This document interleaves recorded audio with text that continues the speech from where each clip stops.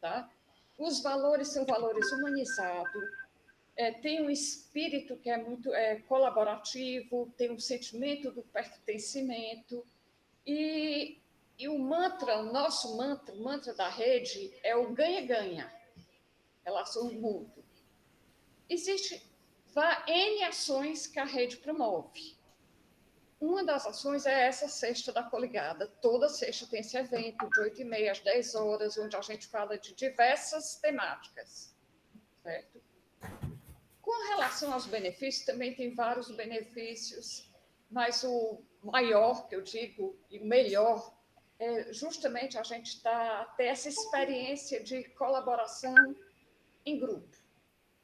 É esse o maior benefício da rede. E agora, falando um pouquinho do nosso palestrante, eu vou dizer, ele é artista de dança, cantor, ator, produtor cultural, ativista, arte educador, militante LGBT, QIAP+. É presidente da Associação de Artes Cênicas de Itapipoca, vice-presidente da Associação da Diversidade Sexual de Itapipoca, agente cultural do Ponto de Cultura Galpão da Cena de Itapipoca, docente da Escola Livre de Balé Baião de Itapipoca. E agora ele vai falar sobre LGBTfobia e o empreendedorismo em dialogicidade com seu tempo. Vai falar um pouco da retrospectiva da origem da homofobia, o empreendedorismo no século XXI, como a gente precisa estar atento nesse processo da comunidade. E vai fazer um breve histórico do processo de homofobia no mundo, principalmente no país em que estamos, no Brasil, né? E como se deu essa luta depois da LGBTQIA+.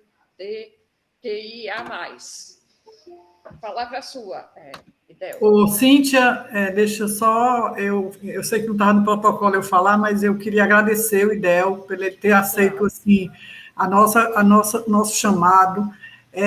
A gente precisa muito, muito disso, tá, Idel? A gente aqui precisa de entender que a gente tem que respeitar todo mundo, a todos, cada um tem seu jeito, sua forma de ser, sua cor, sua não sei o que e tal. Tá? Então, como uma rede colaborativa, a gente não pode aceitar nenhum tipo de preconceito, qualquer ele que seja, né? Então, eu já faço até um convite para você compor um pouco mais a rede com a gente, porque eu acho que a gente precisa desse movimento interno aqui, para a gente conseguir, junto com todos, dar esse olhar de inclusão, tanto que nós vamos comemorar agora os 7 anos da rede colaborativa, então, pronto, e um dos temas vai ser tratar um pouco mais da inclusão de todos, do aceito de todos, tá?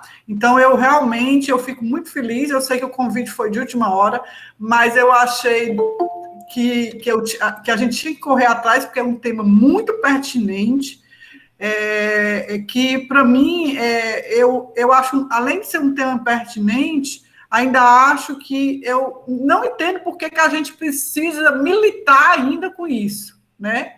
Para mim, ainda é incompreensível isso, né? Então, realmente, eu lhe agradeço, e eu como a idealizadora da rede, eu faço já um convite a você, de você estar mais presente, para a gente conseguir minimizar o mais rápido possível e chegar um momento que a gente não precise mais estar falando nada sobre isso, porque é normal, tá? Muito obrigada. Cíntia. Oi. Só para eu registrar a presença dos demais, rapidinho, Saidel. Aqui tem a Lília Rios da Soluções Jurídicas, né? Atua aqui com a parte de toda a área empresarial jurídica, né? Temos aqui o Aélio é da Jales Assessoria, né? É um dos nossos agentes comerciais. Tem a Elisa é da Conecta Cursos, né? Também é a mais nova agente comercial aqui da rede Então Pronto. E temos o Luiz Tomás. O Luiz Tomás é moçambiquenho e francês, né? É professor na parte de antropologia, de ancestralidade, né?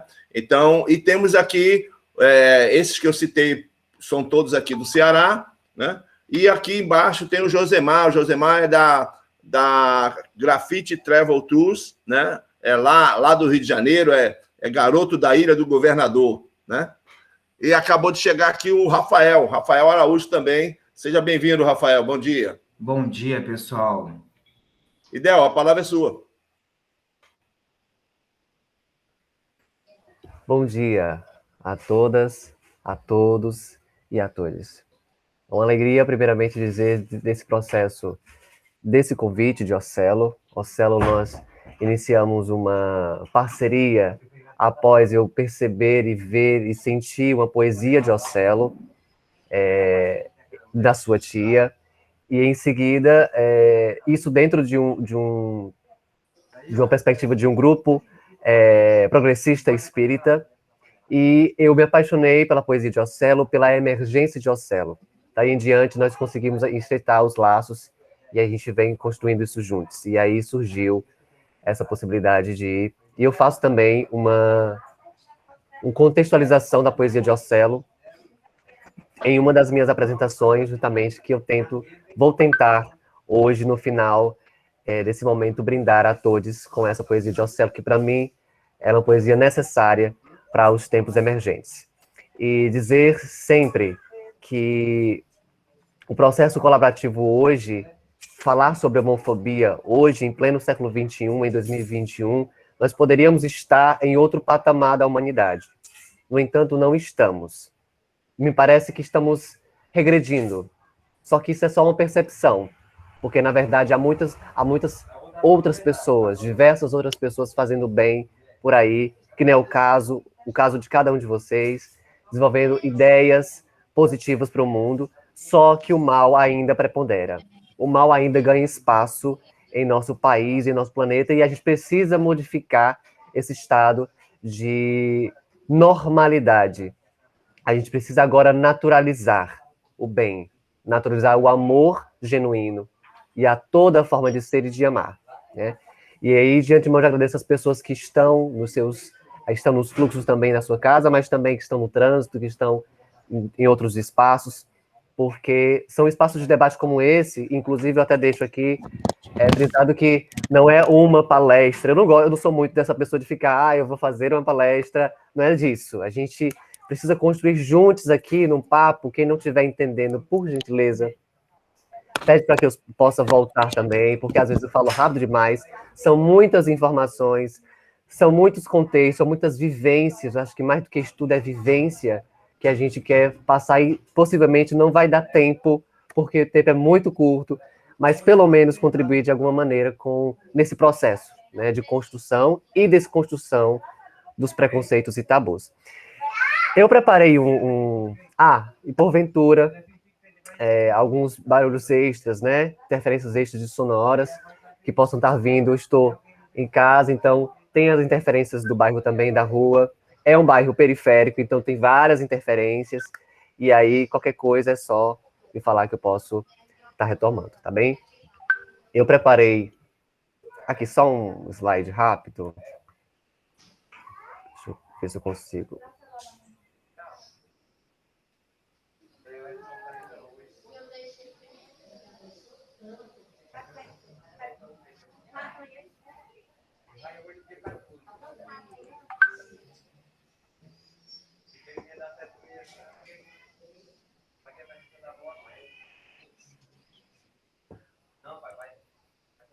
Vocês conseguem ver?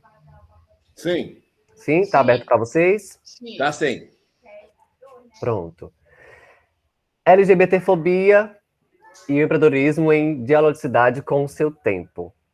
A gente compreende que ser um empreendedor, uma empreendedora em pleno século XXI, em 2021, é desconstruir todos os tipos de padrões, todos os tipos de normas, e começar a naturalizar, de fato, o que essa nova sociedade nos traz para o dia de hoje, para o momento presente.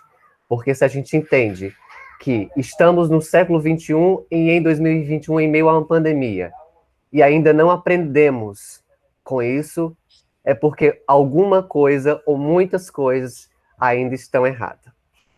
Se eu ainda estou aqui falando sobre homofobia em pleno 2021, em algum ponto a gente desandou.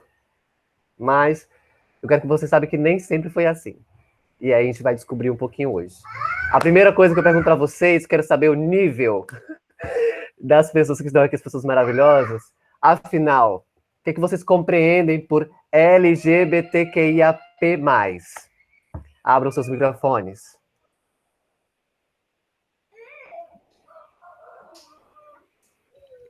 Quem aí pode... Oi, é a junção de todos os gêneros diferentes do gênero binário. E aí é L de lésbica, G de gay, B de bi, T de trans, Q é queer, né? Pela queer, que é indefinida. Isso também tem algumas coisas que deixam dúvida. Queer é que a pessoa nem não se identifica com nenhum gênero. Seria isso? Vamos nessa, ela pode ser homem ou mulher, na sua Constituição. E não está ligada à sexualidade, né? Queer, qual é o outro? QI. I é o quê? Aí I a mais, e agora tem T, né? Foi acrescentado T. Aí eu gostaria que você falasse para nós. Quem mais? Sobre o que é o I? O que seria o I?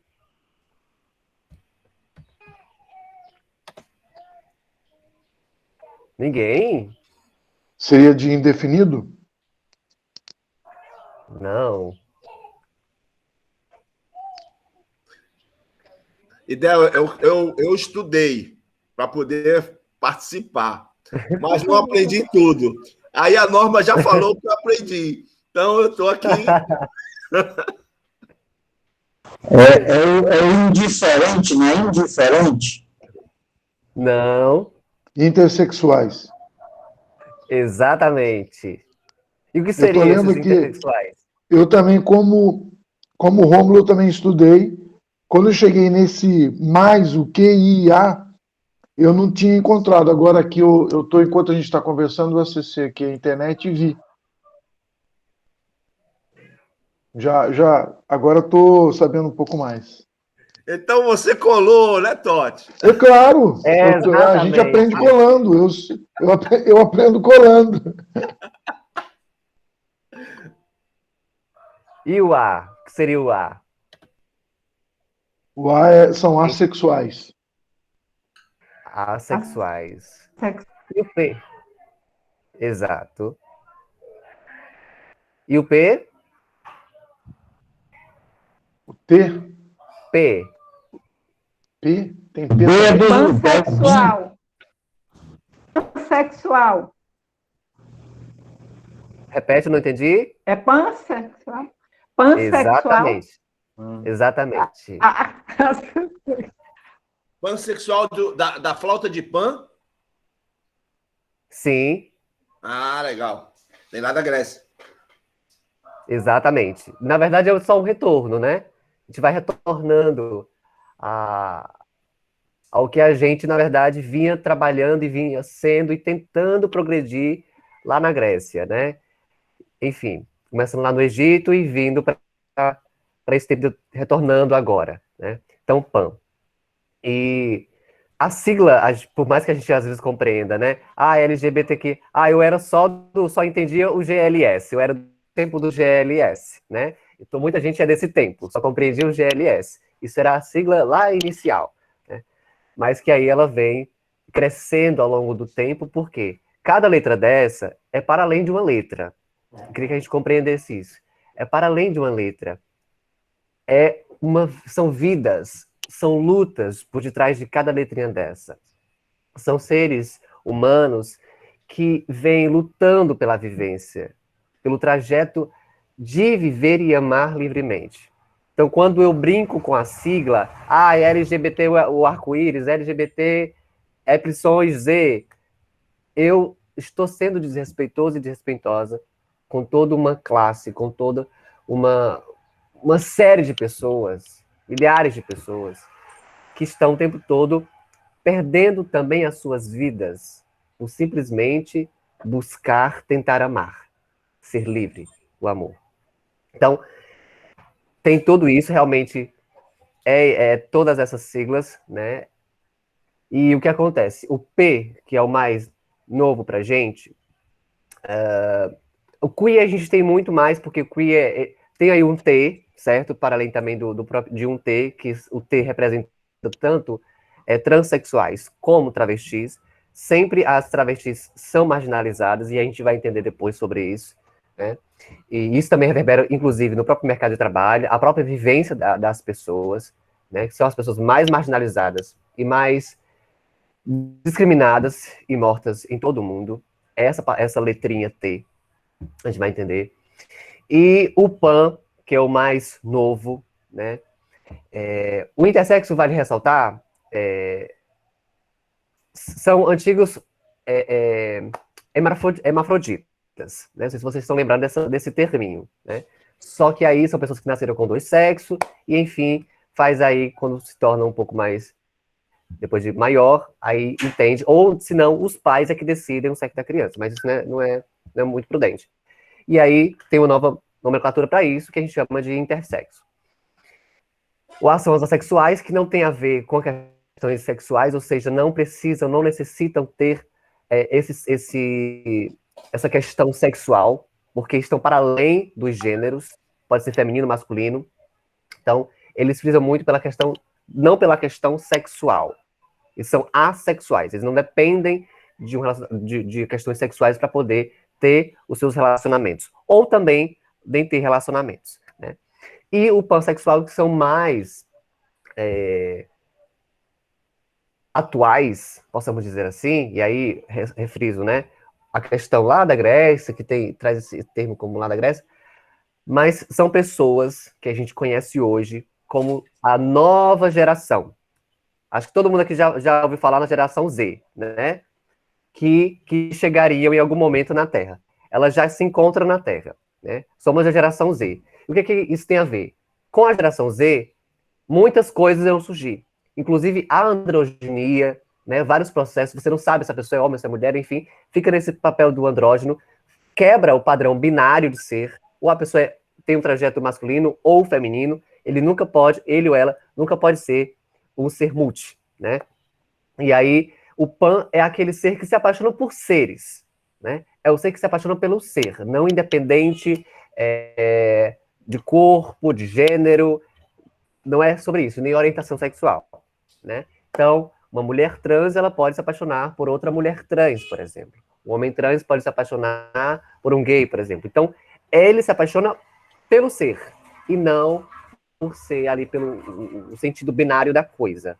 Então, eu vejo que o P, ele é a amplitude. A gente vai entender que, acho que está muito em diálogo com Vocês já ouviram falar sobre assexualidade fluida? Não. Ninguém? Eu não.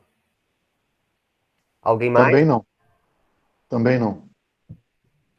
O que vocês entendem por sexualidade fluida? O que seria essa sexualidade fluida?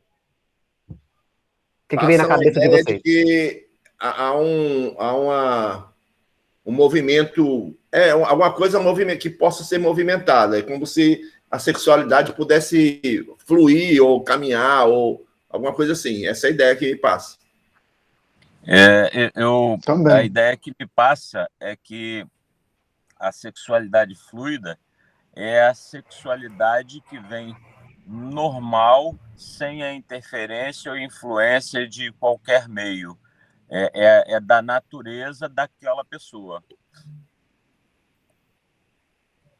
Exatamente. Eu penso mais?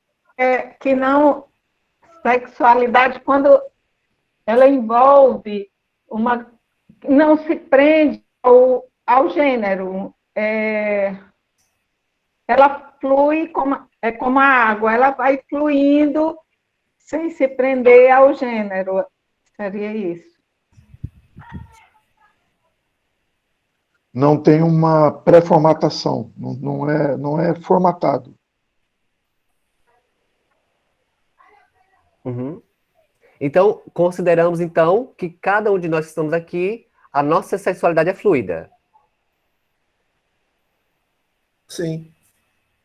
Sim? Todo mundo concorda? Dentro dessa perspectiva? Porque se somos seres, por isso que a gente coloca que não é normal. Porque normal vem de norma.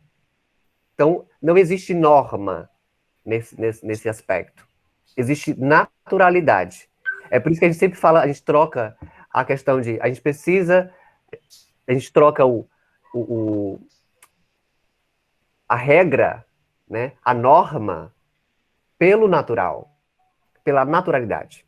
Então a gente muda esse termo. A gente precisa naturalizar a sexualidade, naturalizar o afeto, e não normalizar, porque existem várias normas.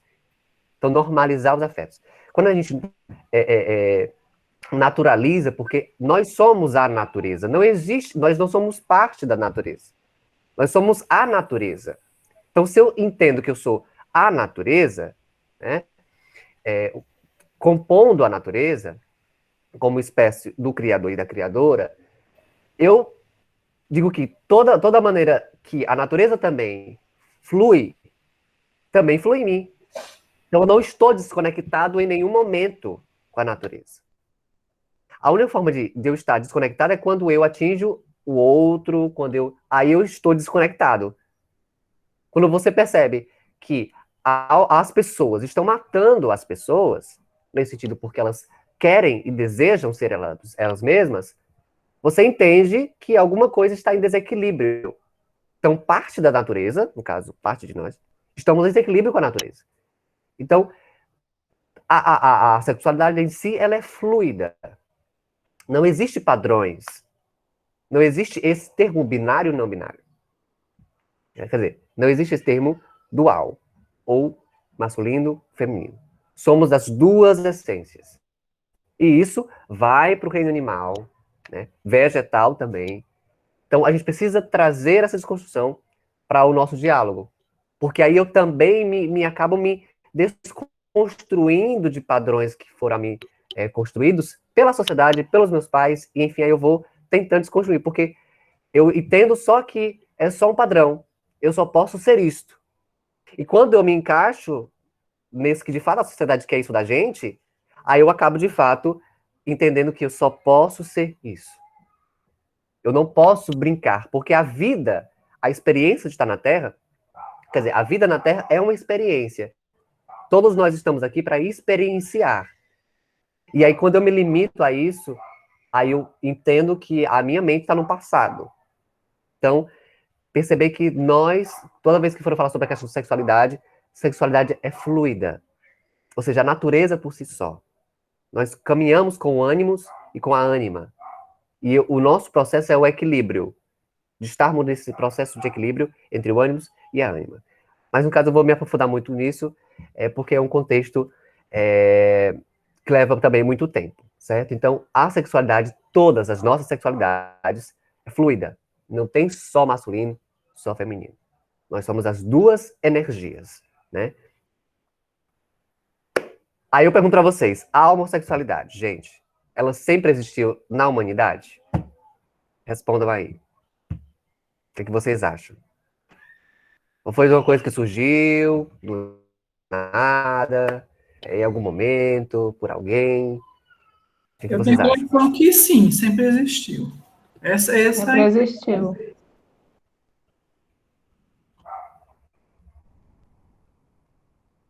Uhum. Vamos ver. Vocês conhecem essa Desculpa, Silvana, história? pode falar. Pode falar, Silvana.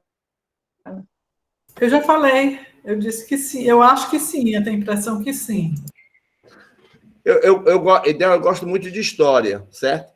Uhum. História antiga, etc. Então, eu já li muito sobre, e até mesmo algumas coisas eram status, né? Era status você ter determinados relacionamentos. E que o relacionamento, vamos dizer assim, homem e mulher, era muito mais para a procriação do que para o relacionamento do dia a dia. Exatamente. Exatamente. Deixa eu mostrar para vocês, não sei se vocês já conheceram essas imagens. Conhece essa imagem? Nós aprendemos muito. Boa parte da nossa cultura, Eu acho que está deriva congelado, muito né? desse aspecto. Não está passando, não. Você está passando o slide? Está passando para nós, voltar. não. Voltou para vocês? Agora sim, agora sim. Deixa eu apresentar. Vou apresentar novamente. Foi? Foi, deu certo. Foi. Pronto. Boa parte da nossa história, ela deriva muito, claro que é antes disso, né? Mas boa parte da nossa história, ela inicia também no próprio Egito, no Egito Antigo. Muitas coisas ainda não foram descobertas, né? Se a gente quer, de fato, estudar história, a gente vai primeiro beber também dessas fontes. Mas para além também do próprio Egito, né? A própria Babilônia nos traz diversos outros aprendizados e histórias com relação ao que somos hoje, nesses aspectos. Então, essa imagem é uma imagem histórica, inclusive. Essa imagem ela foi encontrada no túmulo desses dois servos, né, do Egito. Foi encontrada em 1964, pelos egiptólogos também. E é o primeiro achado o primeiro casal homossexual da história, né, dos 1320 a 1380 a.C. Ou seja, já existia. Como a gente falou agora sobre a questão da naturalidade, era completamente natural essa questão da homossexualidade, né? Esse afeto. Mesmo porque a gente compreende que a gente, enquanto seres que são pesquisadores, eu creio que todo mundo aqui é esse ser que pesquisa, que vem para a desconstrução, talvez eu não me limite a falar algumas coisas. A gente sabe que a questão egípcia, ela vem com todo um processo hierárquico também, e de inteligência, para além que a gente não encontra ainda na Terra, né? Poucas vezes a gente encontrou inteligência tão sutis e maneiras de ser, de viver, de conviver, como a sociedade egípcia. Então, ela tinha muito a contribuir. Então, ela já tinha esse processo há muito tempo, né? E, para além do Egito, ainda existia outras sociedades que também eram mais antigas, inclusive, que também já tinha esses casos, né? Que, inclusive, como bem colocou, o nosso amigo, tinha as questões de hierarquias. Era uma questão mesmo de título, né? E as questões de procriação. Então, era o primeiro casal homossexual registrado na história. Essa imagem, ela foi encontrada dentro quer dizer, no túmulo, né? Porque, na verdade, as pessoas não tinha essa questão de serem sepultadas separadamente. Elas eram juntas. Por quê? Uma pergunta para vocês. Eu sempre vou estar fazendo isso. Por que as pessoas no Egito eram sepultadas juntas? Quem estudou história sabe. É a ideia que a gente usa hoje, até tem na música, né, do Fábio Júnior, almas gêmeas, né? Acho que é muito próximo disso. Quem mais? Quem mais chuta? Eu entendo que se são sepultadas juntas é porque morreram juntas. Agora, se isso for uma morte natural, ou se o outro é condenado, entre aspas, né, vamos colocar assim, a morrer com o outro, eu não sei se tem isso, se tem aí um fundamento histórico aí. Mas eu estou imaginando que são sepultadas juntas, que hoje, né, na tradição atual, você tem o jazigo da família, por exemplo. As pessoas são sepultadas juntas, porém em períodos diferentes. Mas pelo que você está falando, foram sepultadas simultaneamente. Então, para serem sepultadas simultaneamente, morreram no mesmo período, né? Eu não sei se isso... Você falando me trouxe isso à mente. Uhum. O contexto de cada sociedade tem a sua forma, a sua maneira de cultura, né? A maneira de cultuar a vida. E a sociedade egípcia tinha toda uma maneira que também reverbera até hoje, inclusive, né? Nossa maneira de ser. Mas eles tinham uma filosofia muito forte, que reverbera nos dias de hoje. Quando você lembra dos egípcios, eles tinham uma ideia central que transcendia tudo isso. O que eles queriam? Como foi que Cleópatra morreu, por exemplo? Ela morreu com o veneno de uma cobra ao lado do seu amado. E ela queria reencontrá-lo com ele. Então ela foi uma suicida, ela se suicidou, né? Mas que para ela isso não era suicídio, era natural porque ela precisava morrer com ele. Era uma questão de poesia, né? E é o que tem algo mais do que isso, gente. Por que os casais eram enterrados juntos? É porque a vida após a morte, ou vida eterna, também cada cultura tem a forma de designar. Uhum. Reencarnação, vida eterna, vida após a morte. Né? Tem várias crenças que levam a, vamos dizer assim, a morte é um prêmio. Né? Uhum, uhum. Sim, porque eles tinham uma ideia de que precisavam ser enterradas juntas, os casais, porque daí elas se encontrariam pós a vida, né? Vida após a vida. Então, por isso que eles sempre tinham juntos. E aí tinham tinham escritos que tinham que ser enterradas ali, porque elas acreditavam que ali elas iriam caminhar juntas. Então, eles tinham, sim, esse processo. Por isso que os casais eram enterrados juntos. E isso foi encostado. Porque assim, gente, se tivesse, por exemplo, uma mulher aqui no lugar dele, seria óbvio nessa imagem, seria óbvio. Aí eu pergunto a vocês, é nítido que isso aqui é um casal? Para vocês? Ou precisa de mais algum detalhe? Ou são só amigos, estão pegando no ombro? É nítido para vocês, quando vocês verem essa imagem, é um casal ou não? Fica dúvida? Sim, é um casal. Existe uma união muito forte. É uma união muito forte. Se fosse uma mulher aqui, já estava nítido, né, gente? Se fosse uma mulher aqui em um desses casais, já estava nítido que era um casal, né? Mas que para algumas pessoas quando olham, não, tá pegando no ombro, são amigos, mas são casal, porque aí tem essa questão da normatividade. E aí, vamos lá para a Grécia também, né? Trazendo mais para cá. A gente fala muito sobre a questão... Desculpa, os slides não passam para a gente. Eles ficaram parados na primeira. Você está passando... Oi? Agora sim. Obrigada. Eu vou deixar aberto, então. Pode ser deixar assim para vocês? Tem algum problema? Porque aí vai ficar pausando, eu acho. Pode deixar. Tá dando para ver, sim. Agora, pronto. Quando você... Uhum. E aí, temos a questão também de um aspecto histórico, né? Nos tempos de Alexandre, César e até a Idade Média, não existia nome para a homossexualidade, porque ninguém achava nada demais. Então, assim, gente, isso aqui é só depois da Idade Média. Porque até então era completamente natural, ninguém precisava falar sobre isso, e tinha, de fato, questões hierárquicas também, né? Todo um processo. E as questões, como já foi falado, eram para apropriações os relacionamentos héteros. Então, assim, era completamente natural. Todas as pessoas tinham isso. Inclusive, vale ressaltar que na Grécia Antiga, era completamente natural os senhores mais velhos terem relacionamentos com jovens, né? Jovens mais novos do que eles. Por quê? O que eles imaginavam na época?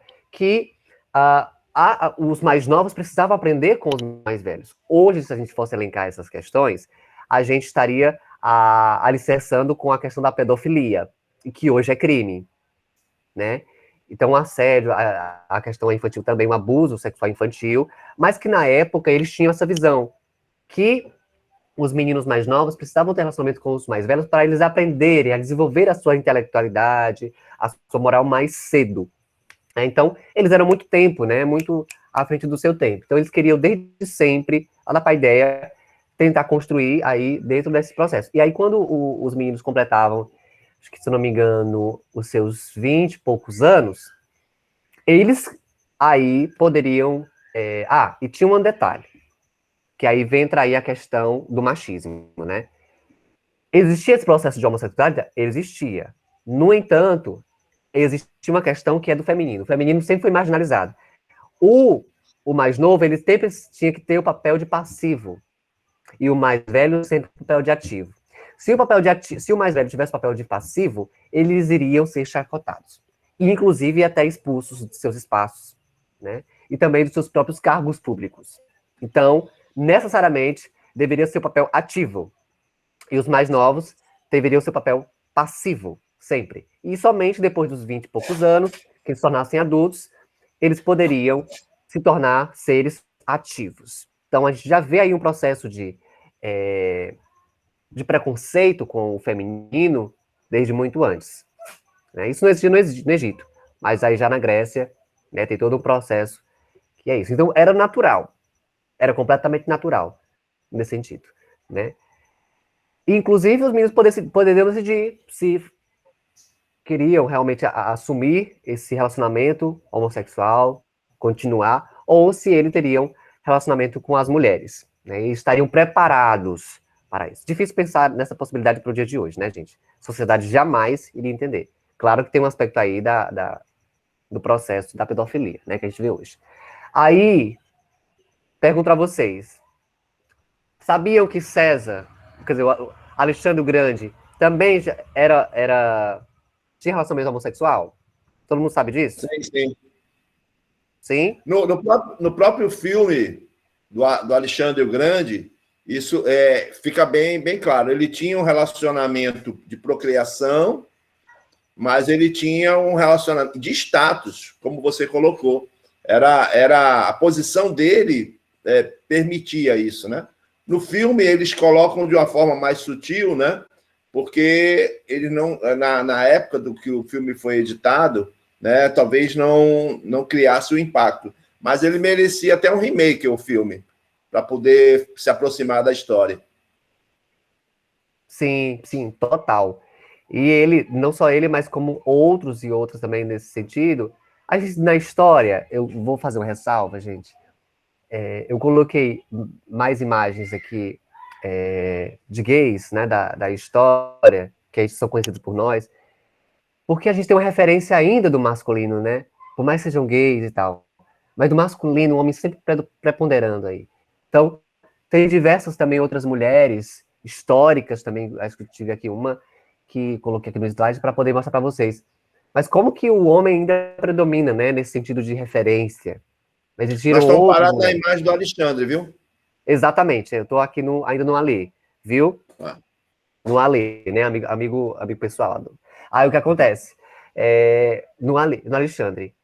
E eles tinham, inclusive nos próprios espaços, na Paideia, como eles chamavam, espaços de aprendizagem, os meninos perguntavam sobre essas questões, as crianças perguntavam sobre essas questões. E os senhores, tinha até um vídeo depois que eu queria mostrar para vocês, mas talvez não dê tempo, também está no YouTube, eu posso até passar o link depois lá no grupo de vocês, de um mestre, de um ancião, explicando para a criança, porque a criança pergunta sobre isso, né, ali no espaço de aprendizagem, ao ar livre. Oi. Me permita uma correção. O grupo não é de vocês, ele é nosso. Nosso, perdão, exatamente. Você está no time. Sim, estou me habituando, tá bom? Mas, enfim. E aí, eles perguntavam, e o mestre, o professor, falando abertamente sobre esse processo. E é muito lindo, gente, é muito lindo. Eu me emocionei, chorei. Que ele falando do aspecto romântico da coisa. Que o amor genuíno, o sentimento pelos dois seres, independente da sexualidade, porque eles não viam essa questão, não via como tabu, como a gente está vendo hoje. Era muito poético. A sociedade grega, né, era muito poética, a egípcia também, mas a grega tinha esse ar de poesia, de sensibilidade, tudo era poesia, tudo era escultura, né? E eles falavam abertamente sobre isso, de relacionamento homoafetivo, como um processo muito romântico. Só que ele sempre frisava a orgia, o processo muito denso da coisa, né? Era que maltratava, era que deturpava as coisas, né? A atitude mal feita, executada das coisas, era que, de fato, aí ele era contra. Mas o amor genuíno, o amor, a poesia, o ato de se declamar para o outro, porque eles se declamavam demais, era completamente natural. Então, as crianças já cresciam com isso. Então, ela tinha essa sexualidade fluida, né? Tinham essa questão também. Então, elas se permitiam. E a gente viu que a gente retrocedeu bastante, né? Alguma coisa a comentar, gente? Tranquilo?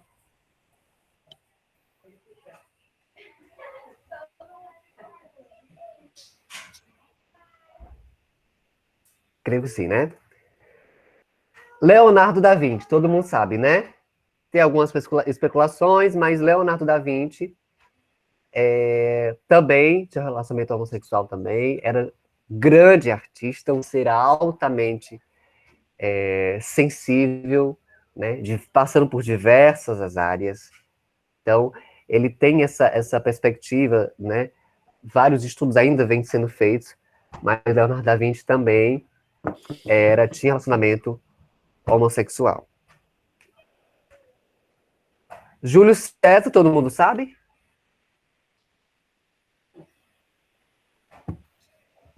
Não sabia, não. Sim.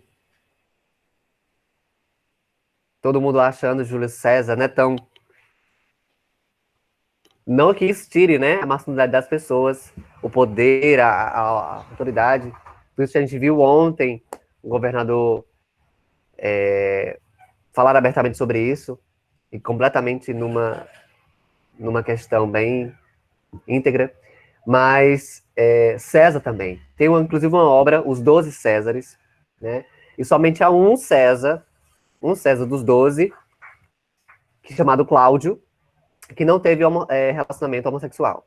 Os demais, os 11, todos os Césares tiveram relacionamentos homossexuais, né? Legal. E pode dizer. Eu volto àquele ponto da história mesmo. Eu acho que fazia parte do status quo, né? Isso é, se você era um senador, se você era um César, né? Fazia parte do status quo você ter esse relacionamento. Pelo menos é o que eu entendi até então do que eu já li da história. Estou correto? Exato. Exatamente. Porque, na verdade, inclusive eu vou fazer uma ressalva aqui também. César, vocês lembram que eu falei sobre a questão de que os mais velhos precisavam ter relacionamentos homoafetivos, mas que eles, contanto que eles fossem papel ativo do relacionamento. Não poderiam ser o papel passivo. Júlio César era passivo. Caiam por terra quem achava que não. Né? Quem achava que o Júlio César só tinha relacionamento hétero está completamente enganado. E agora, falando sobre a questão da passividade de Júlio César, aí também cai outra coisa por terra. Júlio César era um ser passivo, né? E isso não tira o mérito de Júlio César. Não tira toda a grandeza também dele, né? Mas que ele era esse ser também. E ele tinha também, bem na infância, aos 19 anos, 17 anos, ele também tinha relacionamento com uma pessoa bem mais velha do que ele, que era o mentor. Os mais velhos, esses relacionamentos mais velhos, eram chamados tutores, os mentores, né? Eu não vou colocar em partes, porque no processo de Maria e José, porque José foi tutor de Maria. José foi com o processo trazendo aí o catolicismo, José, ele era bem mais velho. Maria era novíssima, 17 anos de idade, quer dizer, perdão, mais 12 anos de idade, e José muito, né? Muito já ultrapassado. E, quer dizer, ultrapassado não, mais velho do que Maria, muito mais, né? E aí, ele foi como tutor de Maria, não como um casal também, né? Mas acabaram que sim. Mas como tutor. Então, era normal essa questão de um mais velho tomar conta do outro, né? Então, Júlio César tinha sim. Então, o único que não teve foi o Cláudio, que foi um dos Césares, né? Dos governos aí dos 12. E aí trazemos uma mulher, Maria Antonieta, né? Maria Antonieta era bissexual, certo? Ela tinha esse relacionamento aberto, né? Tanto com homens quanto com mulheres. Isso era nítido na história. Quem estuda história vai também saber desses processos. E reis e rainhas, gente. Quando é rei e rainha, não adianta, porque assim, você falar com qualquer outra pessoa é uma coisa. Agora, se você falar de um prefeito de uma cidade, ou de uma primeira-dama, ou de uma prefeita, a orientação sexual dela, você vai ficar por baixo, porque você não vai ter prestígio nenhum. Porque, aí se você falar do prefeito, da prefeita, aí você imagina para uma pessoa como Maria Antonieta na época. Ninguém poderia falar. Poderia falar nas coxias, mas na frente, jamais. Então, não tinha essa história de preconceito com essas pessoas. Se tivesse algum cochicho, né, era porque era minuciosamente entre eles, muito delicadamente, porque não existia. Porque a autoridade é uma coisa. Né? Então, ela assumia esse papel da bissexualidade. Agora, me responda aí, que historinha é essa? Vocês conhecem esses dois personagens da história da Bíblia? Quem sabe?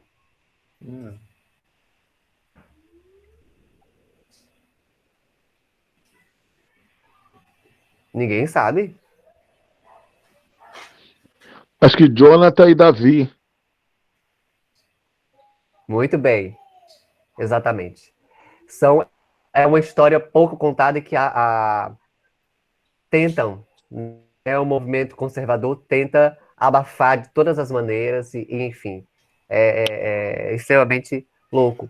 E é uma passagem linda que tem na Bíblia. Ela até coloca aqui: a história que os crentes preferem ignorar é a de que Davi e Jonatas, presente em Samuel 1 e 2.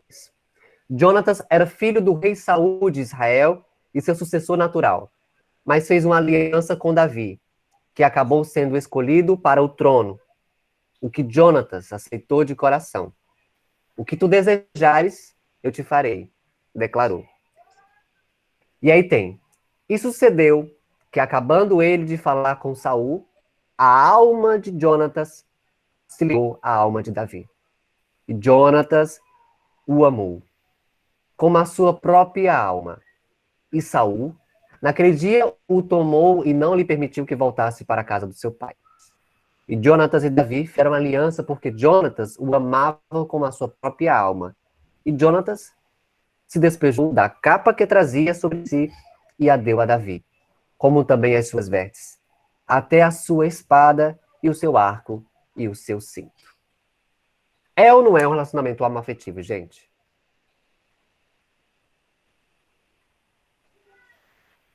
Conheciam essa parte da história de Jonatas e Davi? Eu não conhecia. Não. Muito en passant, e não tinha observado essa leitura, né? essa interpretação. Não, eu também não conhecia.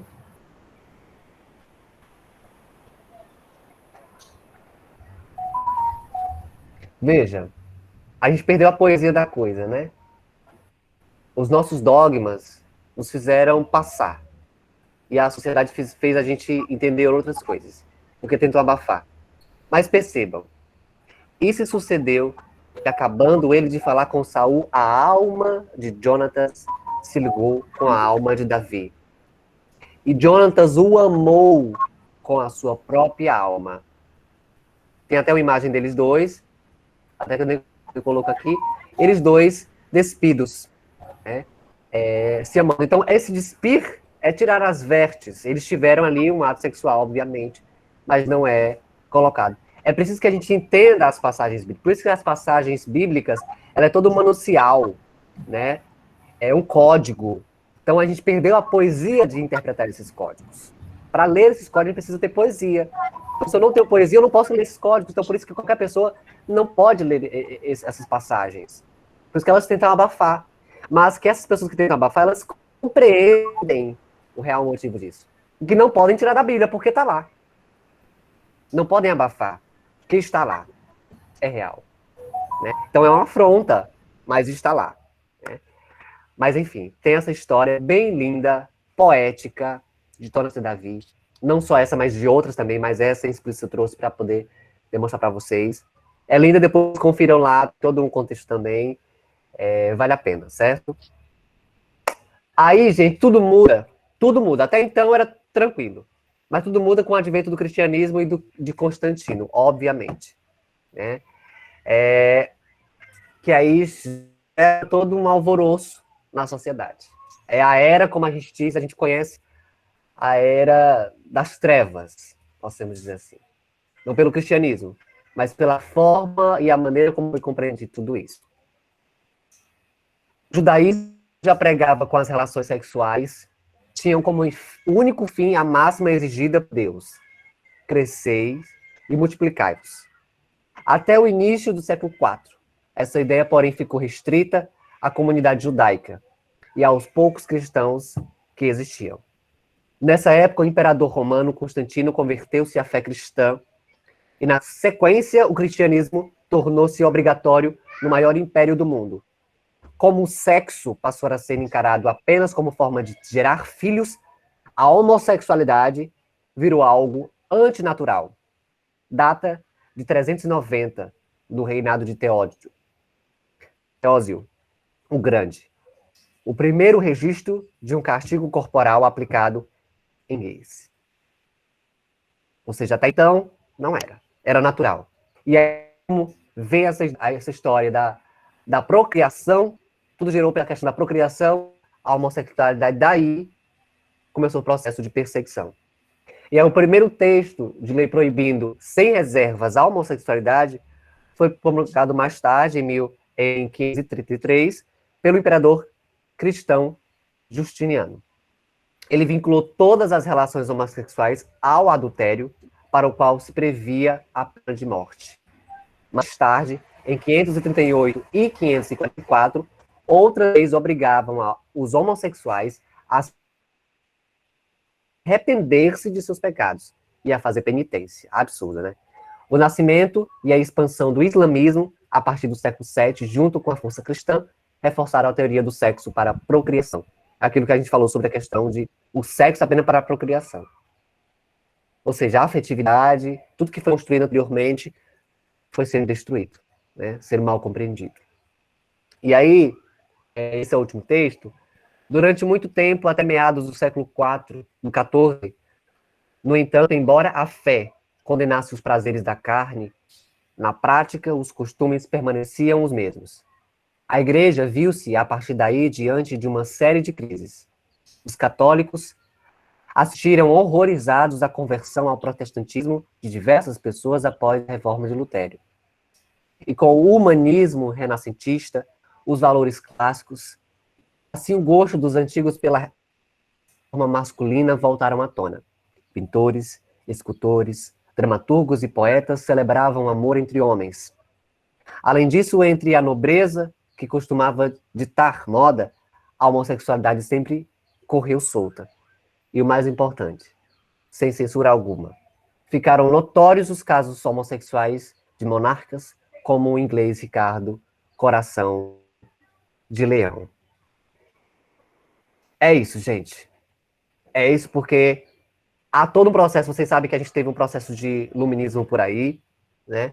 Existe toda uma perseguição, isso foi na Idade das Trevas, muitos foram perseguidos, né?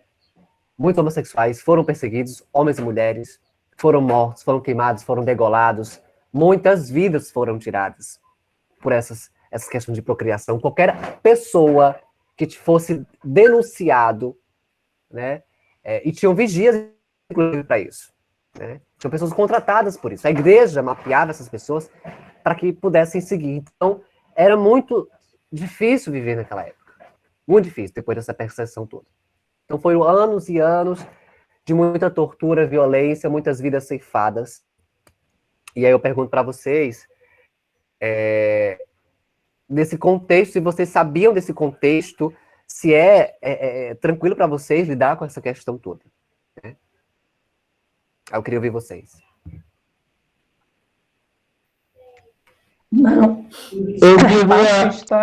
Eu diria a você o seguinte: nós fomos criados dentro de uma sociedade muito machista, sexista, e é muito difícil você dizer que que se torna isento de preconceito de forma muito fácil. Na tentativa de evoluir, lógico que a gente vai buscando crescer, vai aprendendo a respeitar, né? vai convivendo com a coisa e vai conseguindo melhorar. Mas dentro do nosso contexto social, da sociedade que nós vemos, é muito difícil você simplesmente bater no peito e se eximir de qualquer preconceito. Oi, eu tenho uma pesquisa, inclusive, em relação às mulheres, mas realmente eu sabia que havia uma naturalidade da homossexualidade no passado, mas não com esse detalhamento que você está trazendo, né? E eu vi que tem elementos históricos dessa sociedade com a sexualidade fluida do que em relação à própria liberdade das mulheres, porque a situação das mulheres só foi constatada quando foram encontradas 200 estatuetas, inclusive a Vênus de Willendorf, que mostra que houve uma sociedade matriarcal e que tinha a paternidade compartilhada pela comunidade. Não existia o pai da criança. Enfim, é muito importante o trabalho e participo do movimento de trabalhos, e a gente desconstrói todos os preconceitos, não só em relação à situação da mulher, porque principalmente no LGBT, toda vez que se mata um gay, mata a mulher que tem dentro dele. Exatamente. Está muito ligada a essa questão. Thomas? Estão me ouvindo? Sim. Me desculpa, eu cheguei um pouco tarde, mas eu quero parabenizar pela essa excelente palestra. Talvez algumas observações, como alguém que está aprendendo a literatura. A minha questão é simples. Primeira observações. Quando você mostra as imagens do Egito, da Grécia, essa trajetória histórica que você faz e fez muito bem, mas hoje já se discute bastante essas imagens dos egípcios não correspondem às imagens dos egípcios daquela época. Hoje já tem literatura que os egípcios, nessa época, eram negros, os que construíram pirâmides. Então, essa imagem que você está pondo tem mais lado grego do que do Egito. Mas isso você pesquisa depois. Se há dúvida disso, pode ler o texto da História Geral da África, da Unesco, segundo volume. O texto é Origem dos Egípcios. Esse é o texto da Unesco, que trabalhou sobre... Há muito debate sobre os egípcios naquela época, até a identidade de Cleópatra. Hoje Exato. já se diz que Cleópatra era negra, não tinha nada a ver com essa Exato. Cleópatra que aparece nos filmes. Exatamente. E sobre o enterro, por que se enterram juntos? Temos que ter muita prudência, porque enterrar junto nem sempre significa o amor, dependendo da cultura para a cultura. Há culturas, o chefe, quando morre, é enterrado com seus escravos, dependendo da cultura. Então, quando vemos um chefe num tombo estar lá com uma outra pessoa, dependendo da cultura, temos que pesquisar se a cultura se enterrava com a sua escrava, o seu escravo, ou mesmo com o seu amor. Isso temos que ter com muito detalhe, com observação muito detalhada, porque nem todos que se enterram juntos significa são são os amores juntos. Essa é a pequena observação. Mas, voltando dessa história que vai para a Grécia depois, e chega até passagens bíblicas, não vou comentar, mas o que me instiga bastante, eu acho que futuramente você poderia pesquisar isso, a pessoa quer saber o contexto brasileiro, na cultura brasileira. Seria interessante que trouxesse experiências individuais para as pessoas entenderem como que a pessoa se tornou. No contexto brasileiro, nós sabemos bem, o Brasil é feito de índios, africanos e um pouco de europeus. Que tal se você pesquisasse qual era o contexto da homossexualidade dos índios, que são nossos ancestrais? E para poder chegar onde nós somos hoje. Há também literatura que mostra, logo os primeiros bandeirantes, os primeiros exploradores europeus que chegaram aqui, encontraram índios que tinham já práticas homossexuais.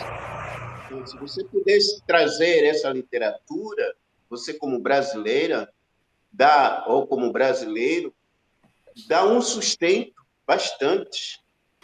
Você está falando do seu lugar no Brasil, num contexto específico. Agora, se pegar um americano, um europeu, quer ouvir, ele quer ouvir da Grécia, ele diz, mas você brasileiro, fala de você, como foi a história no Brasil.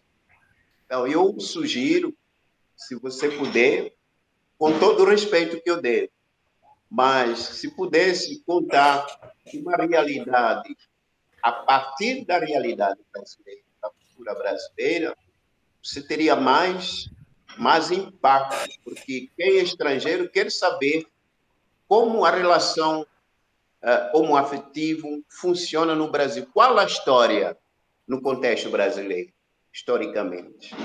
Eu sou africano, certo? Mas eu vivi também na Europa, estou aqui no Brasil.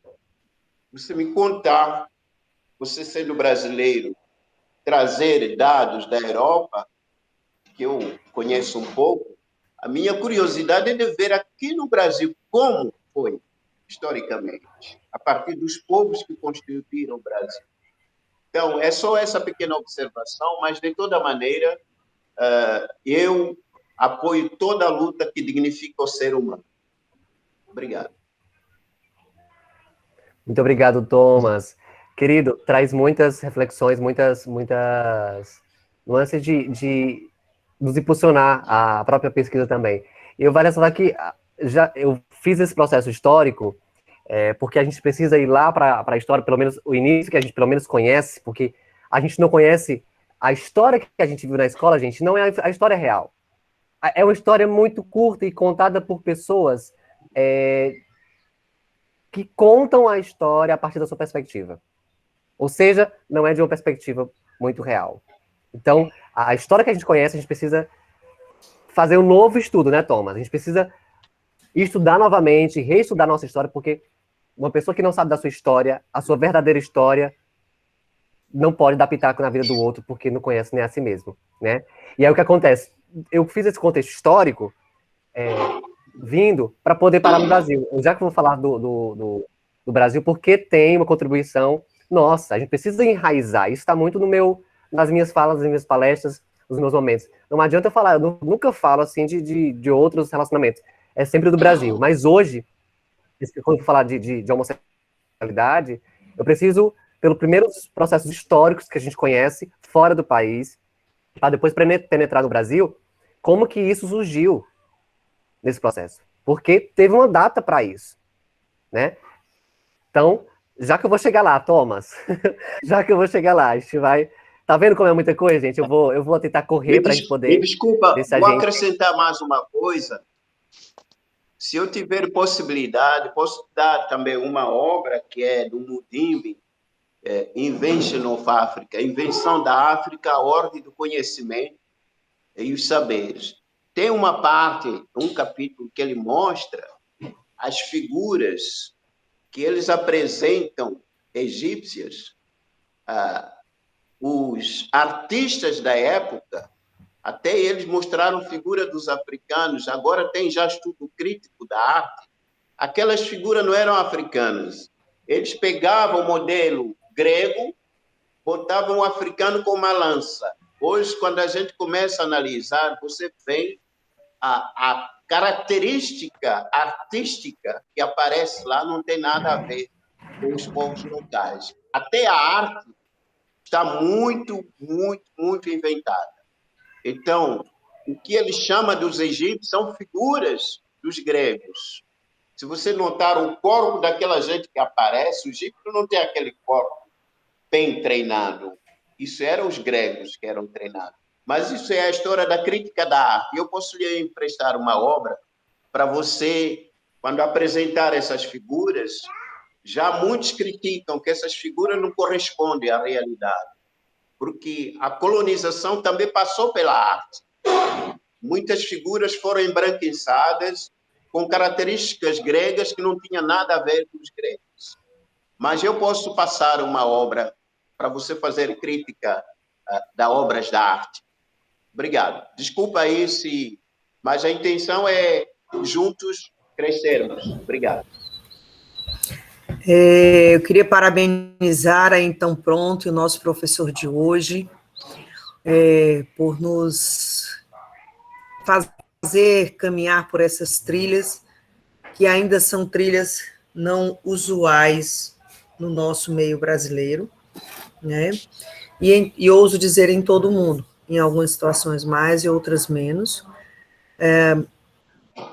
Luiz, eu penso que esse seu olhar histórico e do embranquiçamento da arte é importante, né? Hoje, se a gente for à universidade que eu faço parte, que é a Universidade de Fortaleza, ela tem uma das telas mais caras do Brasil, que é uma tela que retrata o que teria sido a primeira missa brasileira com a chegada dos portugueses. A posição dos índios nessa tela é uma posição, a forma corporal do índio é exatamente a forma corporal do branco. O índio não se posiciona daquela forma até hoje. Então, realmente, a arte ela foi embranquecida, a arte foi deformada, vamos dizer, pelo olhar do branco. E o que mais nos desafia, Luiz, e aí eu entendo um pouco o nosso professor, em Portugal, você também deve ter sido, e é o processo do nosso país colonizador, mas o povo africano é um povo que manteve-se mais fiel às suas origens. O povo brasileiro, desde o seu processo de colonização, se embranquiçou. Embranquiçou o índio, embranquiçou o negro, com a cultura da Europa, do europocentrismo, que nos traz essa chaga até hoje, aqui não é nenhuma excludente do português, mas é uma realidade fática. Então, talvez eu pense que o nosso professor hoje trouxe esse processo histórico, que penso a você que precisa ser realmente revisitado, mas porque o nosso povo brasileiro ainda não se vê como um povo mestiço, ainda não se vê como um povo negro, ainda não se vê como um povo indígena, ainda gosta de se ver como um povo europeu. E aí essa herança, principalmente católica, foi que nos trouxe essa deformação de inclusão. E aí eu, pegando um gancho aqui da Então Pronto e da nossa reflexão de hoje, o cárcere, se você for num presídio hoje, o presídio ele é essencialmente preto e com nuances LGBTQIA+, que tem uma ala em apartado. E isso mostra exatamente o que é a cultura do povo brasileiro, uma cultura branca, porque branco não é preso aqui, né? Mas travesti aqui é morto. Nós tivemos o caso de Dandara, eu peço que você que está aí na África dê uma lida sobre o caso Dandara, aqui no Ceará, que foi uma travesti que foi morta por ser travesti, não foi um assalto, não foi algo assim, ela foi morta, né? Brutalmente, e nós conseguimos no Tribunal de Justiça penalizar os culpados. Então, assim, se a gente olhar até a tela de hoje aqui, A nossa tela da Então Pronto, que a Então Pronto está fazendo uma grande revolução, e eu parabenizo de novo a Então Pronto, mas nós temos uma tela essencialmente branca. Nós temos uma tela onde o movimento LGBTQIA+, está representado no nosso palestrante.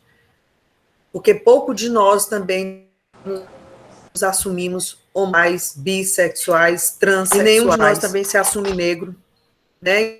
Então, se a gente for fazer um corte, trazendo para o nosso público-alvo, que é o empresário, o prestador de serviço, aí eu pergunto, quantas forças de trabalho nós temos com LGBTQIA+, ou negro?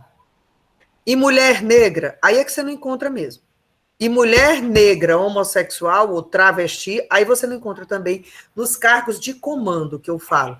Muitas vezes você encontra nos cargos de força de trabalho, né? Da mão de obra braçal. Então, se a gente fizer esse corte de gênero e o corte de cor e associar homens LGBTQIA+ negros, já são poucos. E mulheres LGBTQIA+ negras, menos ainda. Né? Porque há um preconceito histórico arraigado no Brasil desta cultura europocêntrica. E nesse ponto eu parabenizo o povo africano, porque o povo africano não se quedou a essa cultura. Mas nós brasileiros nos quedamos até hoje. Todos nós olhamos para uma criança e dizem, que criança linda, se ela for branca de olho azul. E se ela aparentemente for hétero, né? Porque o traço, muitas vezes, LGBTQIA+, já surge na infância. E aí você vê, quando você vê uma criança com esse traço, você já vê o preconceito começando a se formar. Não pelas crianças, mas pelos adultos, porque criança não tem preconceito. Criança não tem preconceito de raça, de cor, nenhum preconceito desse tipo. Então, eu acho muito importante a sua fala. Claro que talvez seja preciso revisitar alguma antropologia. E aí, nesse ponto, sabe, eu acho que a Universidade de Redenção, né, a Unilab, ela tem grandes pesquisadores nessa área, eu te aconselho a ir lá. O Luiz Tomás é de lá. É de lá? Então pronto, o Luiz Tomás sabe. Pronto, então, Luiz, você sabe o que eu estou dizendo, lá tem grandes pesquisadores e poderão subsidiar mais ainda o nosso colega, né? Mas, assim, nós precisamos realmente nos vermos, até porque eu desafio a quem estiver aqui nos ouvindo, que não tenha na sua família alguém da sigla LGBTQIA+. Todos nós temos. Um parente mais próximo, um parente mais distante. Porque essa é a realidade do afeto. O afeto, ele não tem cor e ele não tem sexo, né? Olha aí, a África e a diáspora. Exatamente, esse livro é maravilhoso. É do Luiz. Então, é do Luiz? Ai, Luiz, eu já li esse livro e não sabia, Luiz. Parabéns. Parabéns, parabéns mesmo. Então, assim, nós precisamos realmente cada vez mais difundirmos, e eu acho que essa é a missão da Então Pronto, difundir a educação em direitos humanos, que tem a educação em direitos humanos, ela tem cor, ou seja, essa pluralidade de cores, né? Inclusive cores raciais também, de origem das nossas matrizes africanas. Nós estamos vendo um país hoje onde os candomblés, os terreiros, estão sendo violentados diariamente por preconceito econômico-racial. Você não vê nenhuma igreja protestante ou católica sendo dilapidada pela polícia, mas você vê policiais nos terreiros, fechando os terreiros, né? Então, nós temos que pensar todo esse movimento dessas minorias, LGBTQIA+, a questão negra, a questão indígena, dos povos tradicionais, né? E as mulheres, apesar de não serem minoria, que esse é o grande paradoxo, né? Nós não somos minoria na estatística, porque acredita-se, o IBGE não sai, né? Porque o governo já tirou até a verba do censo, mas acredita-se que estatisticamente nós sejamos 51, não sei o quê, 50, não sei o quê da população brasileira, mas somos minorias nas questões de representatividade social, de representatividade de trabalho, de representatividade empresarial. Então, a gente precisa realmente fazer essas releituras. Aprendemos muito com você. Muito obrigada. Meu sentimento hoje é de gratidão ao nosso palestrante e que a gente possa cada vez mais dialogar. Eu pretendo contactar você semestre que vem para levar você para a minha disciplina, para você dar uma palestra. Depois eu vou pegar o seu contato com o Rômulo, certo? Porque a gente dá aula de direitos humanos na universidade e a gente precisa, cada vez mais, levar esses múltiplos olhares. E, Luiz Tomás, eu vou te levar também, se você aceitar. Vai ser um prazer conosco, fazendo para essa o nosso palestrante. Rede da Então Pronto dentro das universidades. Eu sou colega de Luma, claro, do mestrado. Você conhece o Luma, né? Ai, que bom. Eu conheço. Então, eu conheço. Não sei se ele conhece, então, eu conheço. Vai ser um prazer. Contribuir. Gratidão, Luiz. Totizé, gostaria de falar. Parabéns pela apresentação, parabéns pelo debate muito rico, porque é muito importante que nós tenhamos essa pluralidade, né? Essa pluralidade. E o Luiz comentou sobre a importância de respeitarmos aquilo que dignifica a humanidade, né? Que torna a humanidade mais plena. O que nós precisamos olhar é isso. Eu percebi durante a apresentação, comecei a pensar aqui, como a cada mudança forte dentro da sociedade, o grupo que passa a comandar, ele começa a eliminar todas as verdades ou os direitos do grupo que sai. Né? Então isso está muito encapsulado, não só na sociedade moderna, mas em acho que no desenvolvimento da humanidade. Né? O grupo chamado hegemônico sai, o grupo que entra elimina o máximo possível de vínculos com a sociedade que sai, temendo o retorno, né? Porque a gente associa muito, isso é base do preconceito, nós associarmos algumas práticas que por algum motivo a gente não acredita ou não conhece, a gente tem já uma tendência a repugnar. Então, eu acho que isso tudo está na base. Voltando ao que o Luiz falou, né, se a gente buscar o desenvolvimento pleno da humanidade, a gente passa a respeitar um pouco mais quem está ao nosso lado. A gente se respeita mais e respeita quem está ao nosso lado. Inclusive, defendendo, né, dentro do respeito, defender os direitos de todos. Né, o direito da pessoa em ser pessoa plena. Eu acho que é um pouco por aí também. Ana, Totti, muito obrigado. Deixa eu só correr aqui para poder concluir, gente, porque eu não concluí, certo? Eu vou só concluir aqui geral para a gente poder aqui fechar. Temos aí a pergunta é, afinal, qual o início da homofobia no Brasil? Porque no Brasil não existia homofobia. A vivência indígena e negra no Brasil era completamente, como a gente falou antes também, era completamente natural. As pessoas se relacionavam naturalmente. Não precisava denominar nenhuma nomenclatura ou nenhuma forma de discriminação, porque há uma filosofia de vida indígena e negra nesse país. Né? Inclusive, quando os portugueses chegaram aqui no Brasil, a população que conhecia, foi nomeada, tinha essa perspectiva. Né? E aí foi todo um processo de adestramento. E aí começa quando? Começa nesse processo. Aí fala muito bem, eu coloco essas imagens justamente para a gente poder entrar nesse debate da imagem, para ver se todo mundo está atento a essas questões das imagens, sabe? Porque nem todo mundo está atento, acho que como o Luiz, né? Está atento a esse debate de, não, essa imagem não não, a gente precisa rever o nosso conceito, porque às vezes a gente aceita a imagem tal como ela é. Então a gente precisa realmente, Luiz, a gente fica agradecido por essa perspectiva de impulsionar a esses questionamentos, né? Porque a imagem que nos coloca, essa imagem que nos coloca lá na escola, para as crianças, por exemplo. Então, o que está acontecendo que esses livros não chegam nas escolas? Os professores de história, de geografia, enfim, levarem essas obras, que muitas vezes é muito minuciosa, poucas pessoas têm acesso às obras verdadeiras. Então, como difundir? Né? E aí começa justamente esse processo, né? Com esse processo de como os nossos irmãos parentes indígenas colocam, que foi uma invasão. Depois da invasão nas terras brasileiras, foi que começou a haver as perspectivas de perseguição. Eles já perseguiam antes, na Europa, começaram a perseguir no Brasil, onde os povos não tinham nenhuma dimensão disso. porque era natural, era divino, né? Era ritualístico, inclusive.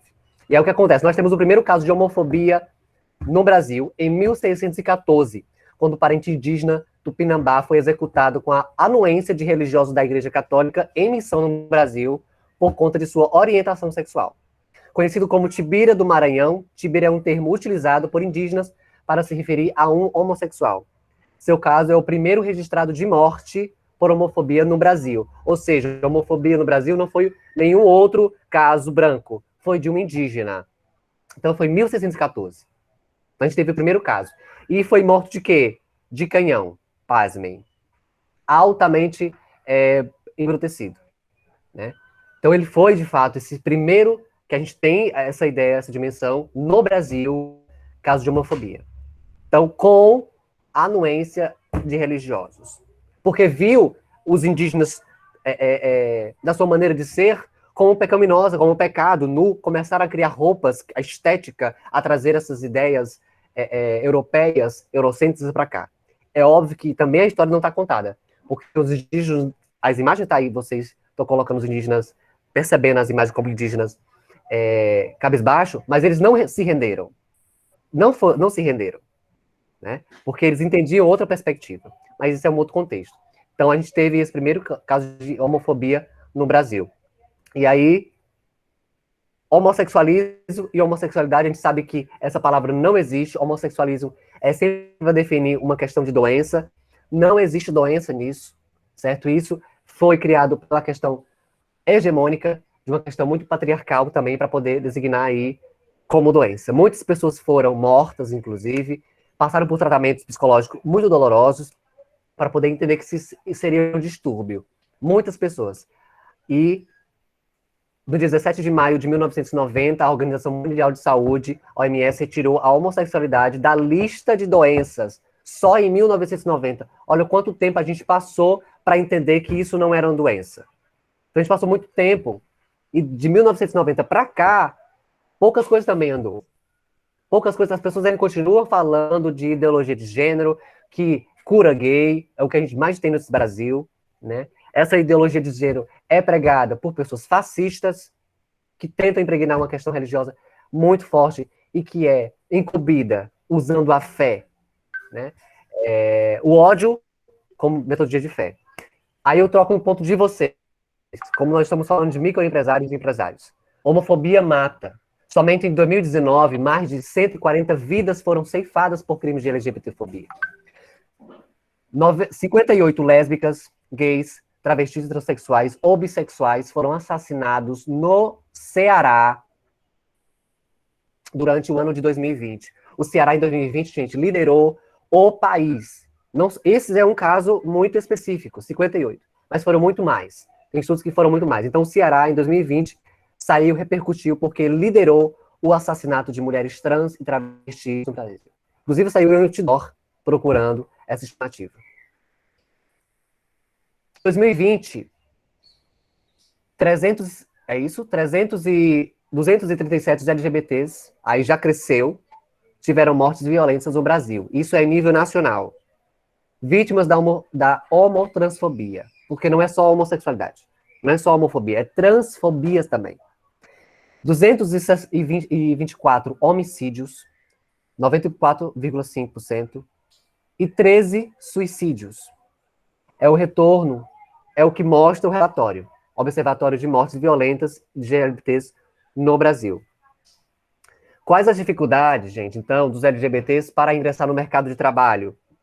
61% de funcionários gays e lésbicas decidem por esconderem sua sexualidade de gestores e colegas em razão do medo de perderem o emprego. 33% das empresas no Brasil não contratam ou não contratariam para cargo de chefia pessoas LGBTs assumidas. Claro, porque tem pessoas LGBTs não assumidas, mas tem aquelas que assumem. 41% dos funcionários LGBTs afirmam terem sofrido algum tipo de discriminação em razão da sua orientação sexual ou identidade de gênero no ambiente de trabalho.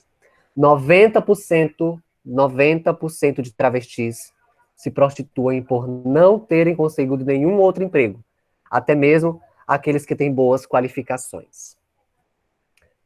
Que tal mudar essa realidade? a ser um empreendedor, empreendedora em um tempo de dialogicidade. Esses números, aí eu encerro o slide de hoje, porque são números alarmantes, são contextos alarmantes que a gente precisa entender que gays é fácil serem empregados, e travestis e transexuais não são porque primeiro são negados estudos, elas têm evasão escolar.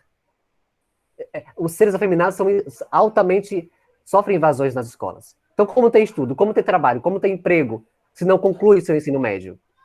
Então, não tem, já começa na educação. Então, a gente precisa rever esses fatores.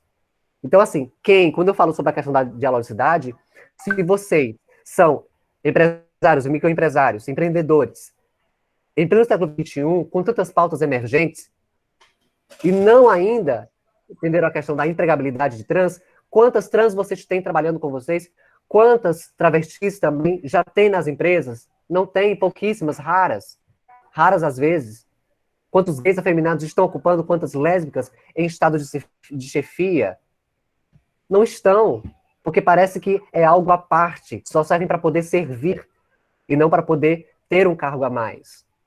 Né? Então é preciso ter todo um percentual disso. Então até quando a gente vai ter que assistir homicídios, genocídios, inclusive suicídio dessas pessoas, porque não tem empregos. E aí vem para a prostituição. E aí é julgada. Então, qual outro emprego que as trans travestis têm nesse país? Não tem outro emprego. Elas vão fazer o quê? Vão morrer de fome? Ou vão ser assassinadas? Então, hoje a gente tem um número de pessoas que estão transcendendo os 33 anos, que é a média. Isso é um absurdo, transcender a média de 33 anos, a vida de uma pessoa, de um travesti transexuais. Onde nós vamos viver, ou boa parte de vocês vão viver, sei lá quanto tempo, 80, 90 anos, 100 anos, mas um trans travesti não vai viver esse tempo todo. E vocês como microempreendedores, precisam estar nessa ramificação, desse diálogo, dessa emergência. Precisa abrir portas para a empregabilidade, ter a dignidade humana. Então, assim, se eu estou hoje, em 2021, tendo essa possibilidade de entender esses intercâmbios de renda, de trabalho, eu preciso começar a criar esses espaços. Dar oportunidade para essas meninas, esses meninos, ocuparem os cargos, inclusive de chefia, ao lado de vocês. Ou ao lado dos grandes empresários também, ou microempresários. A empresa que não dialogar, que não estiver atenta ao modo de ter a nova sociedade, de perceber a nova sociedade, a nova geração está atenta. Toda essa sigla aí, gente, ela vai ser pouca daqui para frente. Ela vai ser pouca. E a empresa que não andar, se não corresponder, ela vai ficar para trás. Ela vai perder os seus negócios. Porque quem consome somos nós. Nós que ocupamos o cargo maior de consumismo neste país. De moda, de logística, tudo, artística. É a gente que mobiliza o recurso desse país. É a gente. Não adianta, porque não tem outra classe. Então, assim, se a gente não dá, né, não nutre esse setor financeiro, o que vai nutrir os negócios? Então, daqui para frente, a empresa que não tiver uma travesti ou um gay ou uma lésbica nas suas empresas, ela vai ser questionada. A gente está chamando a ser questionados, a perceber, por que não? Por que a sua empresa não está tendo contrato? Por que ao invés de uma pessoa, uma trans, que tem N faculdades, ou um gay que tem N faculdades, coloca na frente de um hétero que tem 3, ou que tem nenhuma, ele é contratado? Ao invés da outra pessoa que tem todo um gabarito. E aí a gente entra paralelo. Ou aquele que, por que não dá oportunidade para aquela pessoa que está começando? Que não tem tanto estudo, que foi negado no passado, educação e tudo mais, cultura, por que não dá essa oportunidade? Então nós somos chamados, vocês são chamados, nessa rede de afeto e dialogicidade, começar a modificar e entender essa nova sociedade como empresas que dialogam com o seu tempo. Empresas que estão atentas à nova forma da sociedade. Sem tabu, sem preconceito, porque quem não dialogar com o seu tempo vai ficar para trás. Sinto muito que vai ficar para trás. E se não estudar, vai ficar para trás. Certo? No mais, a gente ultrapassou o tempo. Inclusive, aqui é um resumo dos resumos. Estou aqui correndo para poder fazer, porque são muitas coisas, são muitas... A gente fica aqui cheio de informações para compartilhar, mas o tempo é muito curto, infelizmente. Mas que é só eu compreendo que reunião como essa é só para atiçar, né? Serve para atiçar apenas, não é para dizer muita coisa, só para poder imbuir a gente de continuar, né? De vamos estudar, vamos se empenhar e vamos empregabilizar LGBTs na nossa empresa, porque aí, gente, empresas coloridas é empresa fortalecida. É empresa que dialoga com o seu tempo. É empresa que mostra para a sociedade que está fortalecida. E outra coisa, nós da comunidade LGBTQIA+, nós fortalecemos as empresas que dialogam. A gente apoia e a gente mobiliza, porque nós somos massa, nós não somos minoria. Nós somos maioria nesse país. Então, uma comunidade que dialoga. Gente, a empresa da Norma, ou a Norma enquanto pessoa, é a favor disso. A comunidade toda vai se juntar para poder apoiar a Norma. O Tião, Santa, enfim, entende? É nesse fortalecimento. Agora, vocês já estão percebendo. Uma pessoa que fala bobeira hoje na internet, ela é altamente sabotada. Não há mais espaço para o preconceito, galera. Ou seja, ou você faz o que deve fazer, de agora com o tempo presente, ou você vai ficar para trás. E ninguém aqui quer ficar para trás. Né? E nenhum empreendedor que se respeite, que esteja atento ao tempo, não quer ficar para trás. Né? Por isso, a empresa tem que ter diversidade. Esse é o grande rol agora da atualidade. Obrigado, gente.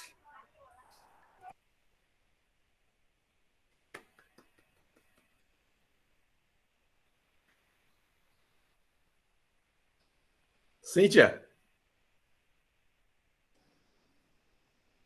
Idel, foi muito bom, viu? Parabéns. Eu acho que a sua participação foi muito importante para disseminar que entre a gente, entre uma rede, que existem outras redes sobre o tema, que ainda é um grande tabu, ainda em pleno século XXI, mas é um grande tabu e a gente sabe que existe ainda isso.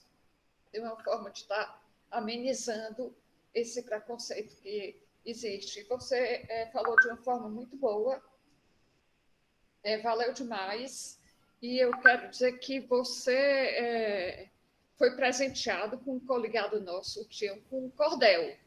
E eu vou pedir para ele passar a palavra para ele. Tião. Olá, Idel. Sua palestra é excelente, aprendemos bastante. Todos nós estamos a cada dia, eu acho que tem um coligado aqui, estamos mais prontos, né? Eu gosto dessa frase, é o Totizé, né? Então, eu acho que hoje, do ponto de vista social, cultural, estamos um pouquinho mais prontos na escala dessa evolução para o progresso, para a espiritualidade, para a cidadania, sobretudo. Enquanto você falava, eu escrevi aqui, procurando resumir o máximo possível do espírito da coisa, escrevi umas 4 estrofes sobre o que você falou. Cordel, Sexta da Coligada, palestrante Idel Andrade, por Tião, simpatia, oferecimento, rede, então pronto, diz o título. A Sexta da Coligada hoje foi especial pela importância do tema, que é um tabu social. LGBT-fobia foi nossa pauta do dia, foi esse o tema central. Saúdo o palestrante através desse cordel, falou sobre homofobia e ao tema foi fiel, falou com muita eloquência, teve grande audiência a palestra do Idel.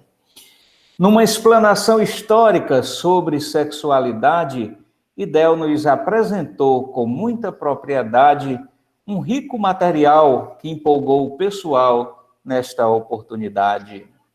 O respeito à pessoa humana é essencial para a boa convivência e o bem-estar social. Sexo não é opção, sexo é orientação. O amor é natural. Parabéns pela palestra. A Cíntia vai lhe passar o texto. Maravilhoso, maravilhoso. Obrigado demais, gente. Foi lindo. Ok, gente. Bom, Idel, depois algumas pessoas pediram o seu contato, certo? Se você já pedir aqui a Cíntia, se você assim der anuência, eu vou passar tanto para o Luiz quanto para a Ana, que querem fazer um contato maior, e nós da Rede Então Pronto, que a gente vai avançar nesse olhar que você mesmo colocou. Então, a rede tem que, a exemplo colaborativo no movimento da rede, nós estarmos juntos. Então, vamos conversar sobre isso, combinar um horário aí para a gente avançar e entender o que é que nós da Rede Então Pronto podemos colaborar mais e sermos proativos nessa sua provocação. As palavras finais são suas. Então eu desejo para vocês lucidez diante desses tempos tão tenebrosos, mas que a gente vai passar por tudo isso. Eu tenho certeza, como eu falei no início, vocês já estão fazendo história por estarem aqui nessa sala virtual. A gente aprende juntos. Ninguém aqui sabe mais do que ninguém. A gente aprende em coletivo. A vida é coletiva, é circular, né? Como diz Sambo Somé, a vida é circular, que possamos ser aldeia, que possamos reverberar a vida em aldeia, com genuidade, com flexibilidade, com empatia, generosidade, e entender que a vida, por si só, ela é natural, que somos a natureza. Que juntos a gente vai acabar com toda forma de homofobia, de transfobia, e isso começa também na dignidade humana, e a gente conquista a dignidade humana empregando pessoas, porque as pessoas precisam trabalhar, precisam se sustentar, precisam ter os seus transportes, precisam de dignidade, precisam de educação, de cultura. Então, vocês estão fazendo história no dia de hoje, agradeço imensamente pelo convite, contem comigo para o que vocês quiserem, quando quiserem, e é isso, tá? Muito agradecido, e que as luzes do alto iluminem a vida de cada um de vocês nesse projeto de vida, de progresso da humanidade, principalmente do progresso do Brasil. Perfeito. Ok, gente. Um grande abraço. Sim, Cíntia, pode falar. O José levantou a mão. Não? Era da pergunta anterior. Isso, eu esqueci de abaixar a mão depois. Parabéns a todos. Parabéns por mais uma sexta-feira, cada dia mais prontos. Um dia de muito engrandecimento. Bom dia, bom dia, bom dia. Bom dia, gente. Bom dia a todos. Obrigado, bom dia.